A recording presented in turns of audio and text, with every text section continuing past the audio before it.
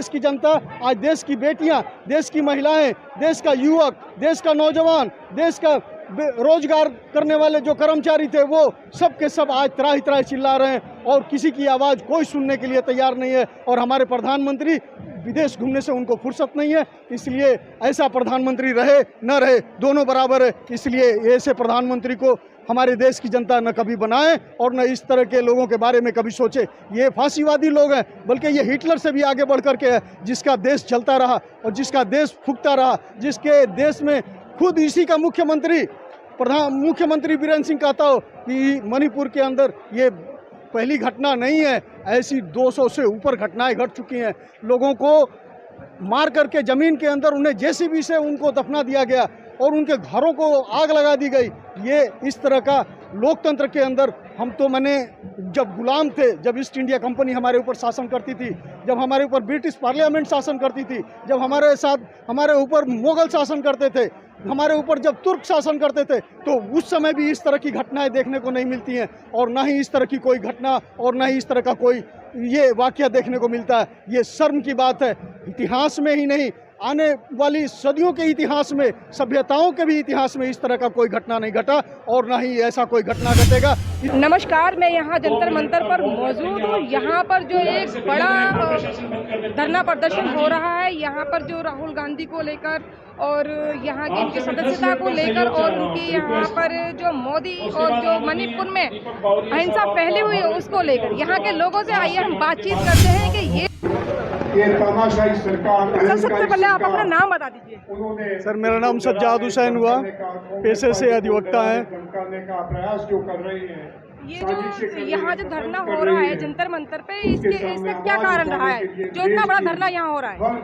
व्यक्ति हम आपको ये बताते हुए मैंने बड़ा ही शर्म महसूस हो रहा है कि इस देश में जो आज हम सत्याग्रह कर रहे हैं, इस सत्याग्रह के पीछे मुख्य हम लोगों का कारण है कि जो मणिपुर के अंदर जो घटनाएं जिस तरह की घट रही हैं, उससे जो पूरे दुनिया में भारत का नाम, भारत का जो शर्म से झुका है, उस शर्मसार होने से हम बचाने का कुछ हद तक प्रयत्न कर रहे हैं, ताकि हम अगर सत्याग्रह करें तो दुनिया के अंदर यह मैसेज जाए कि नहीं, भारत के लोग मुर्दे नहीं है, भारत के लोग ही जिंदे हैं।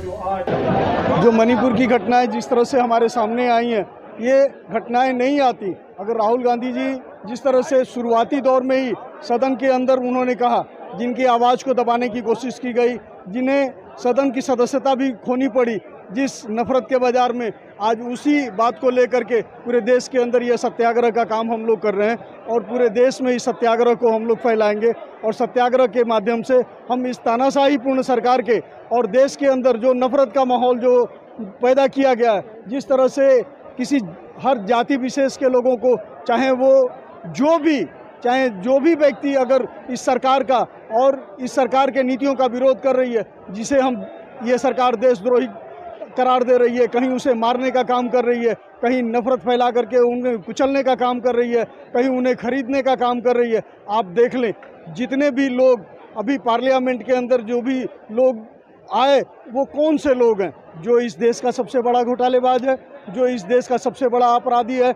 इतने दिनों तक इसी जंतर मंतर पे पहलवान, इस देश की बेटियां जिन्होंने गोल्ड मेडल भारत के लिए जीत करके लाती रहीं, उन बेटियों ने यहाँ पे प्रदर्शन किया, उनके खिलाफ भी माननीय प्रधानमंत्री जी की एक संवेदना नहीं रही, जिन्हें वो बेटी कहा करते थे। क्या प्रधानमंत्री की घर की बेटियों के साथ लोग बलात्कार करते हैं? क्या ऐसा ही पूरे दुनिया के अंदर संदेश जाना चाहिए? ऐसा संदेश नहीं जाना चाहिए। जब उन्होंने बेटी बोला तो पिता का भी धर्म उन्हें निभाना चाहिए था। बीरेन सिंह को बचाना है। तो देश के अंदर प्रधानमंत्री के इतने काम है, तो शायद हो सकता है कि मणिपुर की तरफ ध्यान ना गया हो उनका। प्रधानमंत्री जी के सामने सिर्फ एक ही काम है, पूरे 365 दिन और 365 और 24 घंटे बस चुनाव और चुनाव प्रचार करना, झूठ बोलना, पॉलिटिकल पार्टियों को तोड़ना, बनी हुई सरकार को वहाँ पे गिराना और वहाँ पे अपनी सरकार बनाना। बस यही प्रधानमंत्री जी का काम है। प्रधानमंत्री जी एक काम भी इस देश के लिए आज तक नहीं किए, 2014 से लेकर के, और आज हम लोग 2024 के चुनाव में जा रहे हैं, उसमें आप मुझे बता दीजिए जो इस देश के लोगों के लिए काम किया हो उन्होंने। तो आपको क्या लगता है, इस देश की जनता को क्या लगता है कि प्रधानमंत्री के रूप में 2024 में किसका चेहरा सामने आएगा? वो तो देश की जनता तय करेगी और देश की जनता जिसे चाहेगी उसे बनाएगी। प्रधानमंत्री हम नरेंद्र मोदी नहीं है और ना ही हमारे पार्टी में कोई नरेंद्र मोदी है, जिस पे नीरव मोदी और अडानी और अंबानी जैसे लोग जो है लाखों लाख करोड़ रुपया खर्च करके वो प्रधानमंत्री बना रहे हैं और पूरे देश का 75% जितना भी धन है उसे अपने पॉकेट में करते चले जा रहे हैं। आप देख लीजिए, अंबानी का भाई है अनिल अंबानी खुद राफेल के घोटाले में फंसा पड़ा हुआ है और आज रो रहा है, कह रहा है कि हम कहीं के नहीं रहे। क्यों? आज मुझे तो लगता है कि कुछ ही दिन में उसे भी मार दिया जाएगा ताकि वो कहीं कोई राज न फोड़ दे। इसलिए मेरा ये कहना है कि हम लोग ये सत्याग्रह आज किए हैं, ये नफरत के खिलाफ है। मणिपुर के में जो एकदम खत्म होगी। आज़ादी के समय में देखिए गांधी जी सत्याग्रह किया करते थे, जब भी कहीं इस तरह की अगर बवाल होती थी तो वो धरने पे बैठते थे, सत्याग्रह करते थे, आमरण अनशन पे जाते थे, निर्जला पे जाते थे और इसके माध्यम से हम शांति और अहिंसा के मार्ग पे चल करके हम लोगों ने देश की आज़ादी ली है, न कि हम लोग हिंसा और किसी की चाटुकारिता करके हम लोगों ने इस देश की आज़ादी ली है। इस देश की जनता राहुल गांधी की मेहनत, जो भारत जोड़ो यात्रा जो राहुल गांधी ने स्टार्ट की थी, जो मोहब्बत की दुकान उन्होंने खोली थी, इसके अंदर कुछ फर्क नजर आता है आपको? राहुल गांधी जी इस देश के अब जननेता हैं, वो प्रधानमंत्री से भी ऊपर की चीज़ है और सिर्फ प्रधानमंत्री ही नहीं है, वो एक ऐसे नेता हैं अब जिनके हर बात पे पूरे देश की जनता जो है विश्वास करती है और उन पे आस्था रखती है। राहुल गांधी अब आज के समय में हमारे मान है, हमारे सम्मान है और हमारे नेता है और इस युग के युग प्रवर्तक हैं। इसलिए हम यहाँ पे आपको एक श्लोक भी हम सुनाते हैं, जिस तरह से भगवान कृष्ण ने गीता में कहा था कि यदा यदा ही धर्मस्य ग्लानिर्भवति भारत अभ्युत्थानम अधर्मस्य तदात्मानं सृजाम्यहम्। तो इसी तरह से आज राहुल गांधी का सृजन हुआ है और इस अन्याय के खिलाफ, इस अत्याचार के खिलाफ, इस बर्बरता के खिलाफ, इस तानाशाही के खिलाफ, जिस लोकतंत्र को बनाने के लिए लाखों लोगों ने शहादत दी और लाखों करोड़ों की शहादत के बाद में हम इस देश की आज़ादी को पाए। आज इस देश को मात्र 10 साल के अंदर ये सरकार रसातल में लेकर के चली गई। इसके लिए सिर्फ भारतीय जनता पार्टी, आरएसएस और प्रधानमंत्री नरेंद्र मोदी ही इसके लिए जिम्मेदार हैं और दूसरा कोई नहीं। क्योंकि नरेंद्र मोदी ने पूरे देश के अंदर घूम घूम करके कहा कि वोट आप मुझे दे रहे हैं, वोट आप किसी को नहीं दे रहे हैं और देश की जनता ने मोदी पे भरोसा करके मोदी को वोट दिया था, न कि किसी और नेता को वोट दिया था। और देश की जनता आज, देश की बेटियां, देश की महिलाएं, देश का युवक, देश का नौजवान, देश का रोजगार करने वाले जो कर्मचारी थे, वो सब के सब आज त्राही त्राही चिल्ला रहे हैं और किसी की आवाज़ कोई सुनने के लिए तैयार नहीं है। और हमारे प्रधानमंत्री विदेश घूमने से उनको फुर्सत नहीं है, इसलिए ऐसा प्रधानमंत्री रहे न रहे दोनों बराबर है। इसलिए ऐसे प्रधानमंत्री को हमारे देश की जनता न कभी बनाए और न इस तरह के लोगों के बारे में कभी सोचे। ये फांसीवादी लोग हैं, बल्कि ये हिटलर से भी आगे बढ़ करके है, जिसका देश चलता रहा और जिसका देश फूकता रहा, जिसके देश में खुद इसी का मुख्यमंत्री बीरेन सिंह कहता हो कि मणिपुर के अंदर ये पहली घटना नहीं है, ऐसी 200 से ऊपर घटनाएं घट चुकी हैं। लोगों को मार करके ज़मीन के अंदर उन्हें जेसीबी से उनको दफना दिया गया और उनके घरों को आग लगा दी गई। ये इस तरह का लोकतंत्र के अंदर हम तो जब गुलाम थे, जब ईस्ट इंडिया कंपनी हमारे ऊपर शासन करती थी, जब हमारे ऊपर ब्रिटिश पार्लियामेंट शासन करती थी, जब हमारे ऊपर मुगल शासन करते थे, हमारे ऊपर जब तुर्क शासन करते थे, तो उस समय भी इस तरह की घटनाएं देखने को नहीं मिलती हैं और ना ही इस तरह की कोई घटना और ना ही इस तरह का कोई ये वाकया देखने को मिलता है। ये शर्म की बात है। इतिहास में ही नहीं, आने वाली सदियों के इतिहास में, सभ्यताओं के भी इतिहास में इस तरह का कोई घटना नहीं घटा और ना ही ऐसा कोई घटना घटेगा। हम लोग इस नफरत के बाजार में मोहब्बत का पैगाम लेकर के चले हैं। मणिपुर ही नहीं, पूरा देश जल रहा है और 24 तक आते आते जिस तरह से आज ही देख लीजिए अखबार में किस तरह से प्रधानमंत्री शब्दों का व्यवहार कर रहा है। प्रधानमंत्री सरकारी खजाने पर उद्घाटन करता है और अपने पार्टी का प्रचार करता है। ऐसा प्रधानमंत्री आज तक न देखा गया, न आज तक सुना गया और न ही आने वाले समय में सुना जाएगा। इसलिए हम आपके माध्यम से यह कहना चाहेंगे, ये मेरा अपना निजी विचार है कि इस तरह का, चाहे वो कोई भी पार्टी हो, इस तरह के व्यक्ति को वो न प्रधानमंत्री बनाए, न देश के नेता के रूप में स्थापित करे। जिस आदमी के ऊपर 2002 से लेकर के आज तक नरसंहारों का जिस आदमी ने सिलसिला अपना थमने नहीं दिया, चाहे वो गुजरात का नरसंहार हो, चाहे वो मणिपुर का नरसंहार हो, चाहे वो उत्तर प्रदेश के अंदर का नरसंहार हो, आपने देखा पूरा कैराना का इलाका, पूरा मुजफ्फरनगर जलता रहा और ये प्रधानमंत्री मस्ती से घूमता रहा, क्योंकि वहाँ पे सिर्फ मुसलमान अल्पसंख्यक कम्युनिटी के लोग जो है सबसे ज़्यादा प्रताड़ित हुए। यहाँ पे इस देश के अंदर कौन क्या खाएगा, कौन क्या पहनेगा, इसके लिए ये प्रधानमंत्री नहीं है। इस देश के अंदर लोगों को रोजगार कैसे मिलेगा, रोजगार का अवसर किस तरह से प्रदान होगा, रोजगार हमें कैसे दी जाएगी, हमें रोजगार के अवसर प्रदान करने के लिए हमने इन्हें प्रधानमंत्री बनाया। हमें सस्ती शिक्षा के लिए हमने इन्हें प्रधानमंत्री बनाया था। इन्होंने जिस तरह से शिक्षा को महंगा किया, उससे यह साफ साबित होता है कि आने वाले समय में चाहे वो राजपूत हो, चाहे वो ब्राह्मण हो, चाहे वो भूमिहार हो, चाहे मुस्लिम हो, चाहे दलित हो, चाहे वो ईसाई हो, किसी भी गरीब कम्युनिटी, गरीब का बच्चा जो है वो स्कूल में नहीं, अच्छे स्कूल में पढ़ सकता। आज सारे देश के अंदर स्कूल का निजीकरण किया जा रहा है, सरकारी स्कूलें बंद हो रही हैं। सरकारी हॉस्पिटल आप जाकर के एम्स के ट्रॉमा सेंटर में देखिए, एम्स के इमरजेंसी में चले जाइए, सुबह 4 बजे जो इमरजेंसी में आदमी आता है उसका दूसरे दिन भी 4 बजे तक जो है इलाज का संभावना नहीं है। ये निजीकरण का देन है, क्योंकि पूरे इमरजेंसी को भी निजी के हवाले कर दिया गया। पूरा एम्स 60% जो है निजीकरण कर दिया गया, पूरे अस्पतालों को जो है निजीकरण कर दिया गया। इससे क्या लगता है कि क्या देश हमारा जो है तरक्की की तरफ जा रहा है? आज हम विनाश के कगार पे खड़े हैं, हम बिना बारूद के बारूद पे खड़े हैं। आने वाली पीढ़ियां, हम जब हमारे साथ घटनाएं घटती हैं तो मुझे पीड़ा होती है, जब हमें घटनाएं नहीं होती है तो हम मस्ती से कहते हैं कि बहुत अच्छा है, बहुत सब कुछ सुंदर है, बहुत सब कुछ अच्छा चल रहा है।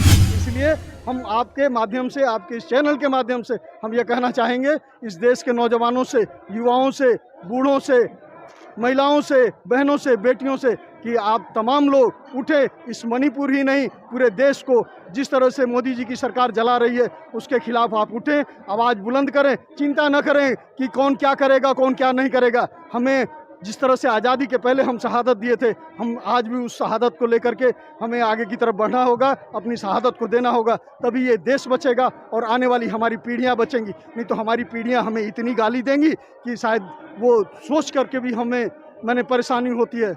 इसलिए आप तमाम लोगों को इस चैनल के माध्यम से हम यही कहना चाहेंगे। धन्यवाद।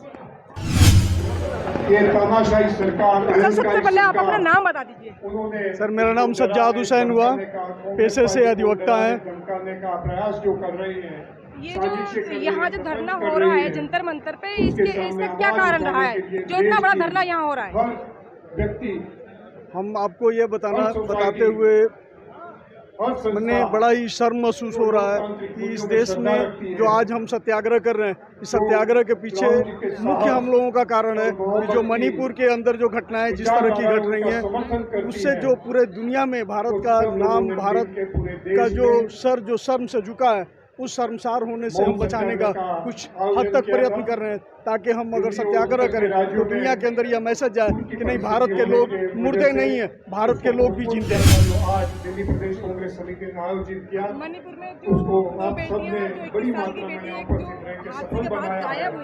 राहुल जी के निर्धार के साथ ऑलरेडी वो जो जिन लोगों के साथ घटनाएं घटी हैं उनमें से एक फौजी की बीवी भी है और उनकी बेटी है और उनके परिवार के ही सदस्य हैं जिनको मार दिया गया और जिनके साथ सामूहिक बलात्कार किया गया और नंगा परेड कराया गया और फिर उसके बाद उनको छोड़ दिया गया मरने के लिए। ये बड़े ही शर्म की बात है।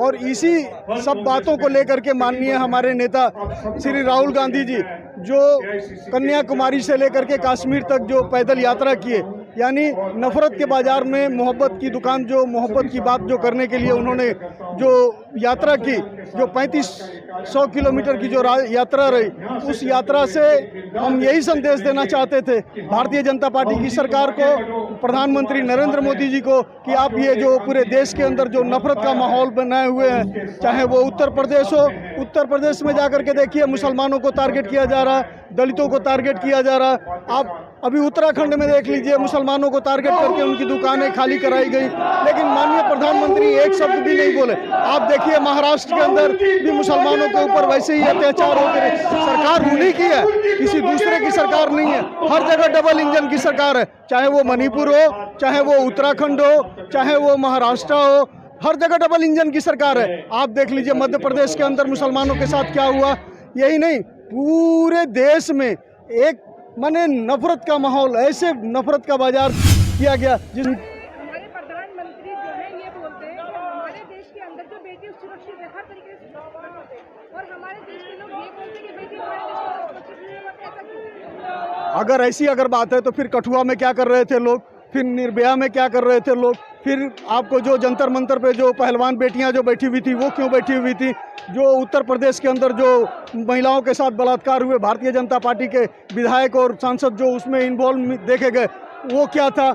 मैंने अगर बेटियां अगर हमारी सुरक्षित है तो मुझे ऐसा बेटी बचाओ बेटी पढ़ाओ नहीं चाहिए। हमें इस देश के अंदर जो है अपनी बेटियों को कैसे सुरक्षित रखना है, हमें भारतीय जनता पार्टी के स्लोगन में नहीं फंसना और हमें अपने बेटियों के लिए हमें खुद अपने सशक्त होना होगा, अपने बेटियों को जो है सुसज्जित करना होगा ताकि ये भारतीय जनता पार्टी के भेड़िए जो है उन्हें छू तक न सके। तो मणिपुर के लिए अपने प्रधानमंत्री जी ने बोला भी है, कुछ भी जताया है, उन्होंने इस चीज़ की कहा है, वेदना जताई है कि बेटियों के साथ जो गलत हुआ है उसके बारे में। ये सीधे सीधे पॉलिटिकल उन्होंने वर्ड का इस्तेमाल किया। उन्होंने क्या कहा कि राजस्थान में भी देखो, बिहार में भी देखो, छत्तीसगढ़ में भी देखो, सभी देश के सभी मुख्यमंत्री जो है इस पे ध्यान दें। क्यों अभी तक बीरेंद्र सिंह का क्यों नहीं इस्तीफा लिया? वहाँ की राज्यपाल अगर राजस्थान के अंदर लॉ इन ऑर्डर इतनी ही खराब है तो इन्हीं का बैठा हुआ गवर्नर है, रिपोर्ट दे दे, वहाँ पे राष्ट्रपति शासन लागू कर दे। छत्तीसगढ़ में इन्हीं का गवर्नर है, वहाँ से रिपोर्ट मंगवा करके आज ही राष्ट्रपति शासन लागू कर दें।